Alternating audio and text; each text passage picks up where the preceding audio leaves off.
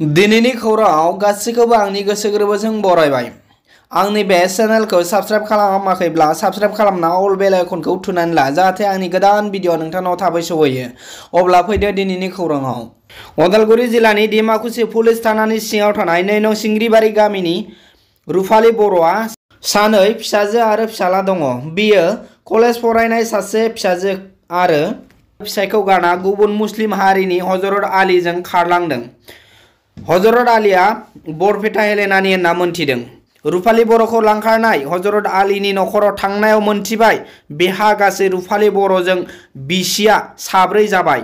सानैखौ थैबाय एबा बुथारदों होननाबो मोनथिदों, रोखायै मोनथियाखै। दा सासे दंबावखायोमोन, गावबो फैफिनला बुंहरदोंनो कल खालामना। दा बिसोर केरेलायाव दंहैयो होनना फिसायजों कलाव रायलायदों। रुफालि बर'आ गथ'खांनो हानाय गोहो गैला एबा अपारेसन जाबाय, बेनिखायनो सासे उन्दै गथ' फिसालाखौ लानानै थांफादों। फिसाया बुंहरदों नों फैयाब्लाबो आंनो फिसालाखौ हर। फिसाजों कल खालामना रायलायनायाव बियो गथ'खौ हरफिनगोन होनना बुंहरदोंब्लाबो फिसाया फोथायनो गोब्राब मोनदों, मानोना बबेयाव दं बेखौ दासिमबो रोखा मोनथियाखै।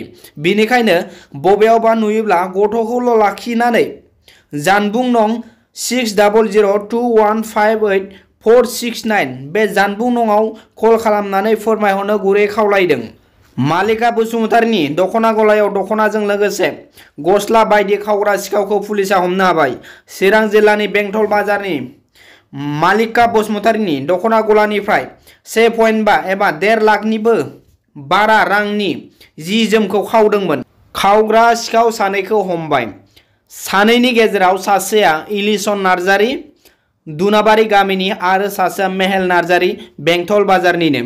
दख'नाखौ खावसे मोनफिनबायब्लाबो गांनैसो बेसेन गोसा रांनि दख'ना एबा जि जोमखौ मोननाय जायाखै होनना खौराङाव मालिका बसुमतारीया फोरमायदों। सासे खौरांगिरिखौ बुदों बरमुन्दा गाव पन्चायतनि पन्चायत प्रेसिडेन्टनि जोहै दालाला गामि गामि एबा नखर नखर न' मोननायनि मुङाव एबा न' होनायनि मुङाव 4,000 एबा 5,000 खरै लादोंमोन। बे जाख्ल'नायखौ मोनथिनानै पुलिन काकति मुंनि सासे रिपर्टारआ निउसाव होदोंमोन।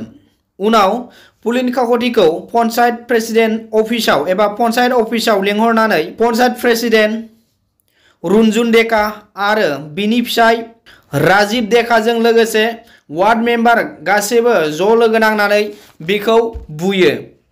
पुलन काकतिखौ उनाव मरिगाव सिभिल हस्पिटालाव लाङो।